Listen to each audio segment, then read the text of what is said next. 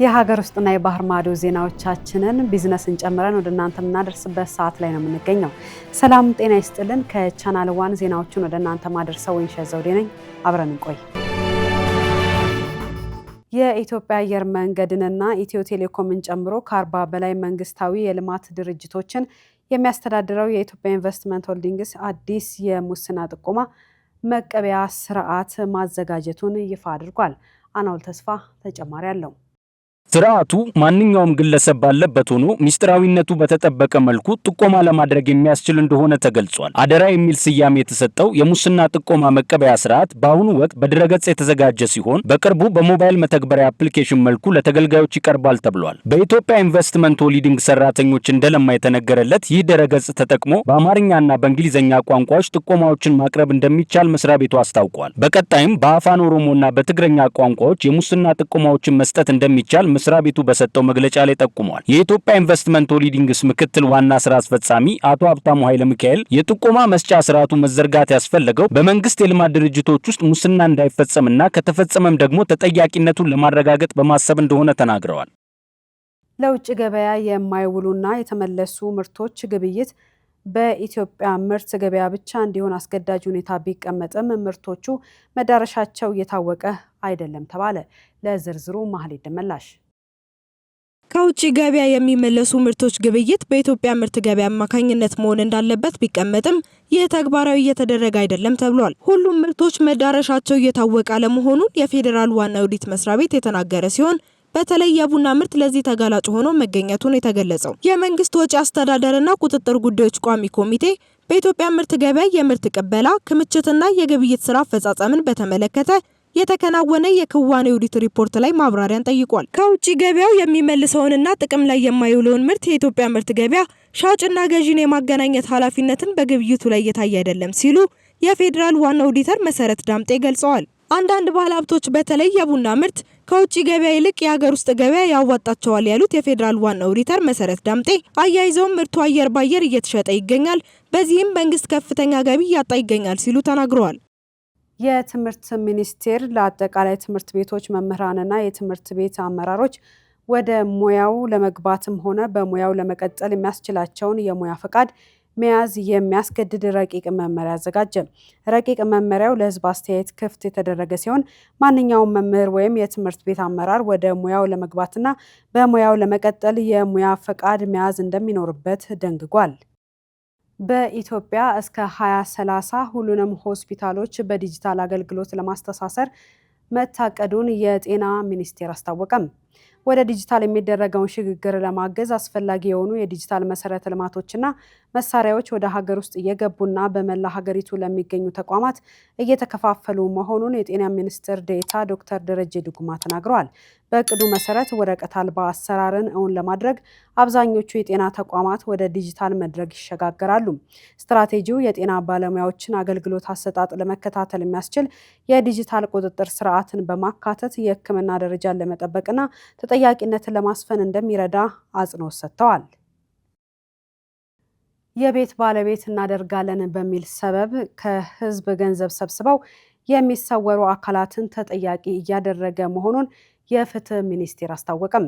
የፍትህ ሚኒስትር ሀና አራያ ስላሴ በህዝብ ተወካዮች ምክር ቤት መደበኛ ስብሰባ ተገኝተው እንደገለጹት መንግስት የህዝብን ከፍተኛ ንብረት ሰብስበው ዳር ሳያደርሱ የሚሰወሩ አካላትን ተጠያቂ ማድረግ ስራ እየሰራ ይገኛል። የማጭበርበር ተግባሩን ለመግታት በሪል ስቴት ዘርፍ ላይ የተሰማሩ ተቆጣጣሪ አካላትን አቅም ማሳደግ ወሳኝ መሆኑንም ጠቁመዋል።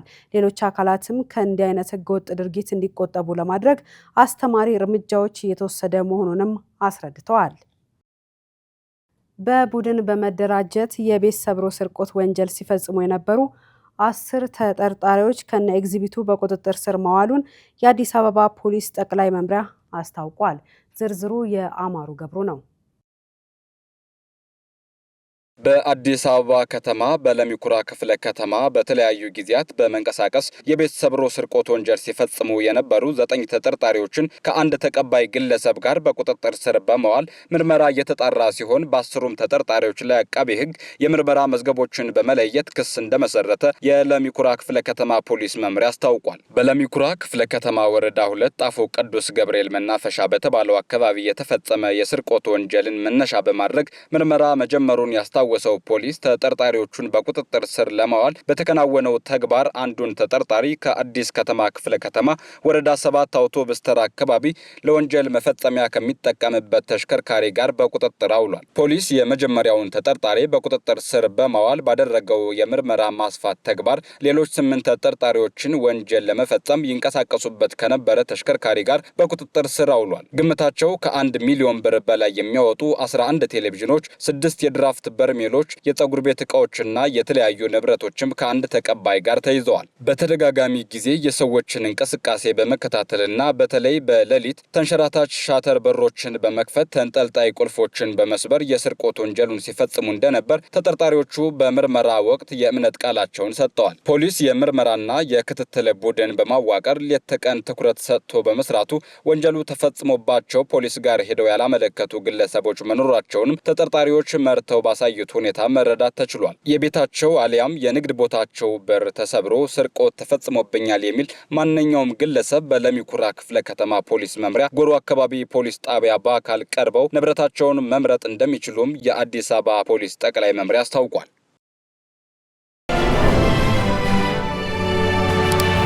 ከውጭ ምንጭ ወዳገኘናቸው መረጃዎቻችን እናልፋለን። በስዊዘርላንድ ክራንስ ሞንታና ታዋቂ በረዶ ሸርተቴ መዝናኛ የ2026 አዲስ ዓመትን ለመቀበል የተዘጋጁ በርካታ ሰዎች በነበሩበት በደረሰ ከባድ ፍንዳታ የበርካታ ሰዎች ሕይወት አልፏል። ጸጋነሽ ተሰማ ተጨማሪ ይዛበታለች።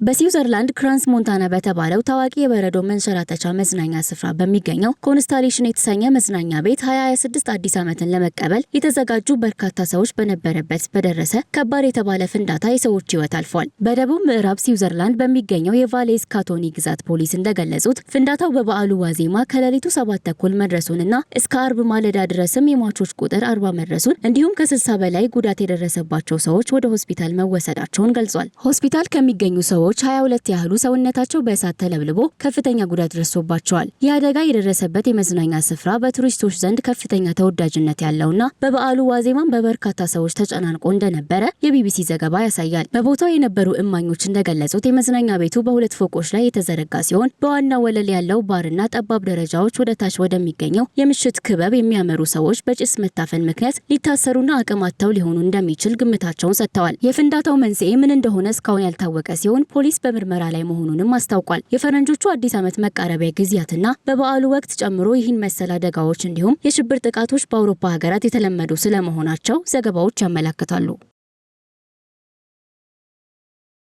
መካከለኛው ምስራቅ ለሚዲያ ባለሙያዎች እጅግ አደገኛ ክልል ነው ሲል ዓለም አቀፉ የጋዜጠኞች ፌዴሬሽን አስታወቀም። በ2025 ከፍተኛ የጋዜጠኞች ሞት መመዝገቡንም ጠቁሟል። ፌዴሬሽኑ በ2025 ጋዜጠኞች በዓለም አቀፍ ደረጃ የነበራቸው የስራ ደህንነት ብሎም ሞትና ጉዳት የደረሰባቸው ምን ያህል ናቸው በሚል የሰራውን አዲስ ሪፖርት ይፋ አድርጓል። ባለፈው ዓመት ከተገደሉት ከ128 ጋዜጠኞችና የሚዲያ ሰራተኞች መካከል ከግማሽ በላይ የሚሆኑትን ወይም 74 ያህሉ በመካከለኛው ምስራቅ ቀጠና በተለይም በፍልስጤም ነው ሲል ገልጿል። በአፍሪካ 18፣ በእስያ ፓሲፊክ 15፣ በአሜሪካ 11 እና በአውሮፓ 10 መገደላቸውን በሪፖርቱ ተመላክቷል። ከተገደሉት ውስጥ አብዛኞቹ ወንዶች ቢሆኑም በዝርዝሩ 10 ሴቶች ተካተዋል። በአንድ ዓመት ውስጥ የተገደሉት 128 ጋዜጠኞች ጉዳይ ቁጥር ብቻ አይደለም፣ ዓለም አቀፍ ቀውስ ነው ሲልም ፌዴሬሽኑ ገልጿል። ስር የሰደደ መዘግየት ወይም ማርፈድ ብዙውን ጊዜ የሥነ ምግባር ጉድለት ወይም የንቀት ምልክት ተደርጎ ይወሰዳል። ይሁን እንጂ ከልክ ያለፈና ተደጋጋሚ የማርፈድ ልምድ ያላቸው ሰዎች የጊዜ መታወር ወይም ታይም ብላይንድነስ ተብሎ የሚጠራ የነርቭ በሽታ ተጠቂ ናቸው። ለዚህም ታዲያ መንስኤውን መረዳት መፍትሄ ለማግኘት የመጀመሪያው እርምጃ ነው ሲሉ ባለሙያዎቹ ተናግረዋል። ሊዲያ ዝናቡ እንደሚከተለው ታቀርበዋለች። ሁልጊዜ እየዘገዩ ተቸግረው ወይም በሚዘገዩ ሰዎች ተማረው ያውቃሉ? ባለሙያዎች ስር የሰደደ ማርፈድና መዘግየት በተደጋጋሚ የሚስተዋልባቸው ሰዎች ምናልባትም ከንቀት የመነጨ ወይም ታይም ብላይንድነስ የተሰኘ የነርቭ በሽታ እንደሆነ ገልጸዋል። ይህም ከኤዲኤችዲ እና ኦቲዝም ጋር ቁርኝት ያለው በሽታ ሲሆን የሰዓቱን መሄድና መርፈድ ባለማወቅ እንዲሁም ባለመሰማትና አንድ ተግባር ምን ያህል ጊዜ ሊወስድ እንደሚችል መወሰን ባለመቻል የሚገለጽ ህመም ነው። ታዲያ ይህ ወደ ማርፈድ ልምድ ሲመራቸው ይስተዋላል። ይሁን እንጂ ሁሉም በተደጋጋሚ የሚያረፍድ ሰው ይህ የነርቭ ችግር አለበት ማለት አዳጋች ሊሆን ይችላል። ምክንያቱም አንዳንድ ሰዎች በጭንቀት ነገሮችን ለመቆጣጠር ባለመቻልና በሌሎች ምክንያቶች ሲያረፍዱ ይስተዋላሉ። በመሆኑም የሚታዩት መዘግየቶች ተባብሰው ጉልህ የሆነ የህይወት መስተጓጎልን የሚያስከትሉ ከሆነ ትኩረት ሊሰጠው የሚገባ የጤና ችግርን አመላካች መሆኑን ባለሙያዎቹ ያሳስባሉ። ታዲያ መልካሙ ዜና ይህ ሊቀረፍ የሚችል ጉዳይ መሆኑ ነው። ባለሙያዎቹ እነዚህን ተግባራዊ የሆኑ ስልቶች በመጠቀም መቅረፍ እንደሚቻል የገለጹ ሲሆን ስልቶቹም አናሎግ ሰዓቶችን መጠቀም፣ የዕለት ተዕለት ተግባራትን ወደ ትንንሽ እርምጃዎች መከፋፈልና በየዕለቱ ለምናከናውናቸው ተግባራቶች ሰዓትን መያዝን ያካትታል። ይህም በዚህ ስር በሰደደ የማርፈድ ችግር እየተሰቃዩ ለሚገኙ ሰዎች እንደ መፍትሄ የተቀመጠ ተግባራዊ ስልት ነው። ዘገባው የአሶሺየትድ ፕሬስ ነው። ውሳኔዎችን ከመወሰን ጋር በተያያዘ ስንቶቻችን ተቸግረናል? ቁጣን ለበጎ ከመጠቀም አንስቶ ትልቅ ለውጥን የሚፈጥሩ ቀላል ዘዴዎች እስከ መጠቀም ድረስ አዳዲስ ምርምሮች በፈረንጆቹ 2026 ጥሩ ስሜት እንዲሰማን የሚያግዙንን ጠቃሚና አስገራሚ ምክሮች ዝርዝር አውጥቷል። እነዚህን ጉዳዮች የተመለከተችው ሊዲያ ዝናቡ ተከታዩን መረጃ አዘጋጅታለች። በአዲስ ዓመት ብዙዎች የተሻለ ስሜት እንዲሰማቸው እንዲሁም ኑሯቸውን ለማስተካከል ውሳኔዎችን ይወስናሉ። ይሁን እንጂ መሬት ላይ ወርደው የማይተገበሩ እቅዶች ሲሆኑ ይስተዋላሉ። በመሆኑም በቢቢሲ በተደረገ ጥናት መሰረት የተጠናቀሩ 9 ተግባራዊ ሊሆኑ የሚችሉ በማስረጃ የተደገፉ ስልቶች ወጥተዋል። በመጀመሪያ ሁሉም ነገር ፍጹም እንዲሆን መጠበቅ ማቆም ይኖርብናል። ፍጹምናን የምንጠብቅ ከሆነ የሚተርፈን ጭንቀት ብቻ ነው። ሁለተኛው ጓደኝነትንና ወዳጅነትን ማጠናከር ነው። ሶስተኛው በእረፍት ቀናችን ማህበራዊ ግንኙነቶችን ማጠናከር ነው። የቡድን ስፖርትና በህብረት የሚከወኑ ተግባራት ላይ ትኩረት ማድረግ ጠቃሚ ነው። አራተኛው ቁጣን ወደ ትርፋማ ስራ መቀየር ሲሆን ነገሩ እንዲህ ነው። በቁጣ ሰዓት የሚሰማንን የኃይል ስሜት እንዲሳካልን የምንፈልገው ጉዳይ ላይ መዋል ውጤታማ ያደርገናል። አምስተኛው በእያንዳንዷ ቀን የምስጋና ጽሁፎችን መጻፍ ደስተኛ እንደሚያደርግ የተረጋገጠ ነው። ስድስተኛው ስልክን በጥበብ መጠቀም ነው። ስራ በምንሰራበት ወይም ስልክ መጠቀም በማንፈልግበት ጊዜ ሌላ ክፍል አስቀምጠን ስራችንን ስንከውን ከትኩረት ማጣትና መዘናጋት ይጠብቀናል። ሰባተኛው እያንዳንዱ ወቅት ይዞ የሚመጣውን ተፈጥሯዊ ገጸ በረከቶችን ማጣጣም ነው። ለምሳሌ ያህልም በክረምት ወቅት ዝናባማውን ጊዜ ተገን በማድረግ በመሰባሰብና ሻይ በመጠጣት ደስተኛ መሆን እንችላለን። ስምንተኛው ማዜም ነው። ብዙ ጊዜ ባዜምን ቁጥር ከጭንቀት እንድንላቀቅ ያደርገናል። ከሰዎች ጋር በህብረት የምናዜም ከሆነ ደግሞ ከነዛ ሰዎች ጋር ያለንን ግንኙነት መልካም በማድረግ ደስተኛ እንድንሆን ይረዳናል። ዘጠነኛውና የመጨረሻው ናፕ ወይም ለጥቂት ደቂቃዎች እንቅልፍን በመተኛት እረፍት ማድረግ ነው። ከሰዓት ለ20 ደቂቃዎች ማሸለብ ለአእምሯችን እረፍት ይሰጠናል። እንዲሁም የአንጎል እርጅና ሊቀንስ ይችላል። በመሆኑም እነዚህ የተዘረዘሩት ጠቃሚ ምክሮች ብቻ ሳይሆኑ የቢቢሲ የጥናት ቡድን በፈረንጆቹ 2026 ሰዎችን የበለጠ ጤናማና ደስተኛ የሚያደርጓቸውን ውሳኔዎች እንዲወስኑ የሚረዷቸው በሳይንስ የተደገፉ ልምዶች ናቸው። የቻይናው ፕሬዝዳንት ዢ ጂንፒንግ ከእሁድ ጀምሮ የደቡብ ኮሪያውን ፕሬዝዳንት ሊ ጄሚያንግን በእንግድነት እንደሚያስተናግዱ አስታውቋል። ይህም ቤጂንግ ከጃፓን ጋር ግንኙነቷ በታይዋን ምክንያት በሻከረበት ወቅት ከሴኡል ጋር ያላትን ግንኙነት ለማጠናከር ፍላጎት እንዳላት ያሳያል ተብሏል። ዝርዝሩ የጸጋነሽ ተሰማ ነው።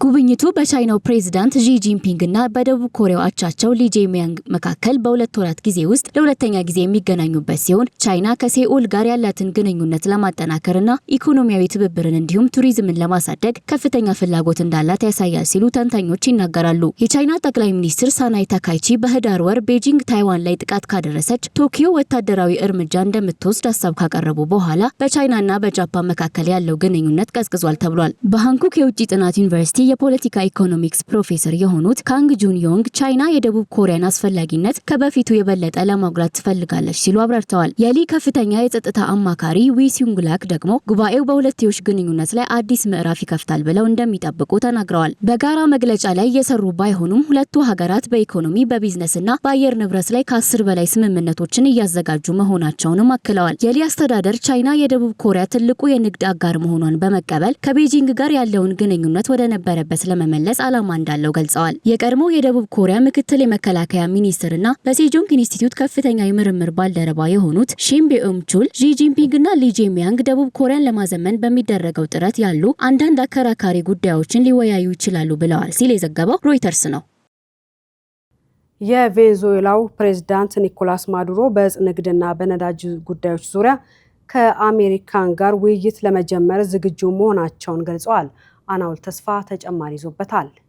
ማዱሮ ከቬኔዙዌላ ብሔራዊ ቴሌቪዥን ጣቢያ ጋር በነበራቸው ቆይታ ከአሜሪካ ጋር በፈለገችው ቦታና በፈለገችው ጊዜ ውይይት ለማድረግ ዝግጁ ነን ብለዋል። ማዱሮ ባለፉት ወራት የአሜሪካ የባህር ኃይል በካሪቢያንና በምስራቅ ፓሲፊክ ክልሎች ከአደንዛዥ እጽ ዝውውር ጋር በተገናኘ እየወሰደ ያለውን እርምጃ ተከትሎ በመንግስታቸው ላይ ጫናዎች በመበርታታቸው ወደዚህ የውይይት ሀሳብ ለመምጣት መገደዳቸውን ዘገባዎች ጠቁመዋል። የትራምፕና የማዱሮ ፍጥጫ በተካረረበት በዚህ ወቅት ማዱሮ ይህንን መሰል የንግግር ሀሳብ ማቅረባቸው መልካም ነው ቢባልም አሜሪካ ግን መርከቦችን የማሳደድ ተግባራን በቀላሉ አታቆምም ሲል ኒውዮርክ ታይምስ ዘግቧል። ለዚህም ባለፈው ሰኞ ትራምፕ አሜሪካ ከቬኔዙዌላ የእጽ መርከቦች ግንኙነት አለው ብላ በጠረጠረችው የተጠረጠረ የመርከብ ማቆቢያ ስፍራ ላይ ጥቃት እንደፈጸመችና ትልቅ ፍንዳታም እንደተከሰተ መናገራቸውን ዘገባው በዋቢነት አንስቷል። ነገር ግን ማዱሮ በቃለ መጠይቃቸው ወቅት ይህንን አስመልክቶ የተነሳላቸውን ጥያቄ ሳይመልሱ አልፈውታል። የማዱሮ የንነጋገር ጥያቄ እስካሁን ከትራምፕ በኩል ምላሽ አላገኘም። አሜሪካ በቬኔዙዌላ የባህር ዳርቻዎች የጀመረችውን ዘመቻ ተከትሎ ከእጽ አዘዋዋሪነት ጋር የተጠረጠሩ ከ30 በላይ መርከቦች ጥቃት ተፈጽሞባቸዋል። ከ110 በላይ ሰዎችም ተገድለዋል።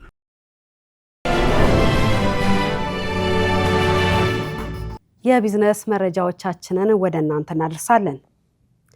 የኢትዮጵያ ንግድ ባንክ አጠቃላይ ተቀማጭ ገንዘብ ከ2 ትሪሊዮን ብር በላይ መድረሱ ተገለጸም። ባንኩ በ2025/26 በጀት ዓመት የመጀመሪያው አጋማሽ ብቻ ከ325 ቢሊዮን ብር በላይ ተጨማሪ ተቀማጭ መሰብሰብ መቻሉን ጠቁሟል። እነዚህንና ሌሎች የቢዝነስ መረጃዎቻችንን መሀሌት ደመላሽ እንደሚከተለው ታቀርባቸዋለች። የኢትዮጵያ ንግድ ባንክ አጠቃላይ ተቀማጭ ገንዘብ ከ2 ትሪሊዮን ብር በላይ መድረሱ ተገለጸ። ባንኩ በ2025/26 በጀት ዓመት የመጀመሪያ አጋማሽ ብቻ ከ325 ቢሊዮን ብር በላይ ተጨማሪ ተቀማጭ መሰብሰብ መቻሉን ተጠቁሟል። የኢትዮጵያ ንግድ ባንክ ፕሬዝዳንት ተወካይና የኮርፖሬት አገልግሎቶች ተቀዳሚ ምክትል ፕሬዝዳንት አቶ ኤፍሬም መኩሪያ እንደገለጹት ባንኩ 2 ዓመት ባልሞላ ጊዜ ውስጥ አጠቃላይ ተቀማጭ ገንዘቡን በእጥፍ በማሳደግ 2 ትሪሊዮን ብር ማድረሱን ተናግረዋል። አክለውም አፈጻጸሙ የ2030 የባንኩ ስትራቴጂ ውጤት መሆኑንና ለባንኩ ትልቅ ስኬት እንደሆነ በመግለጽ ለስኬቱ መገኘት ከፍተኛ አስተዋጽኦ የነበራቸው ሪጅኖች፣ ዲቪዥኖችና ዲስትሪክቶች እንዲሁም መላውን ሰራተኛና ደንበኞችን አመስግነዋል። በበጀት ዓመቱ መጨረሻ 750 ቢሊዮን ብር ተጨማሪ ተቀማጭ ለማሰባሰብ ታልሞ እየተሰራ መሆኑም ተመላክቷል። በኢትዮጵያ የሚገኙ የኤሌክትሪክ ተሽከርካሪዎች፣ የኤሌክትሪክ ሞተር ብስክሌቶችና የህዝብ ትራንስፖርት አውቶቡሶች ቁጥር ከ115,000 በላይ መድረሱን የትራንስፖርትና ሎጂስቲክስ ሚኒስቴር አስታወቀ። የትራንስፖርትና ሎጂስቲክስ ሚኒስቴር ዴኤታ አቶ በርኦ ሀሰን ይህ ኢትዮጵያ በዘርፉ ወደ ተስማሚ የአካባቢ ጥበቃና ዘላቂ የትራንስፖርት እንቅስቃሴ ለማድረግ የያዘችው እቅድ ውጤት መሆኑን ሚኒስትሩ ገልጸዋል። አክለውም ፈጣን እድገት ከመንግስት ስትራቴጂካዊ እቅድ ጋር የተያያዘ መሆኑን የጠቀሱት ሚኒስቴር ዴኤታው ዋና ዓላማውም በነዳጅ ላይ ያለውን ጥገኝነት መቀነስና የአየር ብክለትን መከላከል መሆኑን በሰጡት ማብራሪያ አስረድተዋል። በተጨማሪም ለውጡ በትራንስፖርት ዘርፍ ላይ ብቻ ሳይሆን በሀገሪቱ ኢኮኖሚና በአካባቢ ጥበቃ ላይም ከፍተኛ ፋይዳ እንዳለው ተመላክቷል። በአሁኑ ወቅት በአዲስ አበባ ከተማ ብቻ ከ110 በላይ የኤሌክትሪክ የህዝብ ትራንስፖርት አውቶቡሶች አገልግሎት እየሰጡ እንደሚገኙ የተገለጸ ሲሆን እያንዳንዳቸው አውቶቡሶች እስከ 90 መንገደኞችን የመጫን አቅም እንዳላቸው ተገልጿል። በአንድ ወቅት በጣም ርካሽ የኮምፒውተር ክፍል የነበረው ራም በ2025 በጥቅምት ወር ላይ ዋጋው በጥፍ መጨመሩን ተከትሎ በ2026 የኮምፒውተር ስልኮችና ሌሎች ተዛማጅ መገልገያዎች ዋጋ ከፍተኛ ሊሆን እንደሚችል ተገለጸ። ለዚህ የዋጋ ጭማሪ ዋነኛ ምክንያት የሆነውም በመረጃ ማዕከላት ውስጥ ከፍተኛ የአገልግሎት እድገት ሲሆን ይህም ተጨማሪ ራም እንዲጠቀሙ ያስገድዳቸዋል ተብሏል። ስለሆነም በአቅርቦትና በፍላጎት መካከል አለመመጣጠን የሚያስከትል ሲሆን ተገልጋዮች ተጨማሪ ክፍያን እንዲከፍሉ ያደርጋል። ይህን መሰሉ የአቅርቦት እጥረት በመጋዘናቸው ከፍተኛ መጠን ክምችት ላስቀመጡ ነጋዴዎች የምስራች እንደሆነ የተጠቀሰ ሲሆን ምናልባትም የራም ዋጋውን በ1.5 ወይም በ2 እጥፍ ሊጨምር ይችላል ሲሉ ኮምፒውተሮችን አምራች የሆነው የፓወር ፒስ ዋና ስራ አስኪያጅ ለቢቢሲ ገልጸዋል። የገበያው ሂደት በዚህ ከቀጠለም በ2026 ራምን የሚጠቀሙ የኤሌክትሮኒክስ መገልገያዎች ዋጋቸው ተከታታይ ጭማሪን እንደሚያሳይ የቢቢሲ መረጃ ያመለክታል።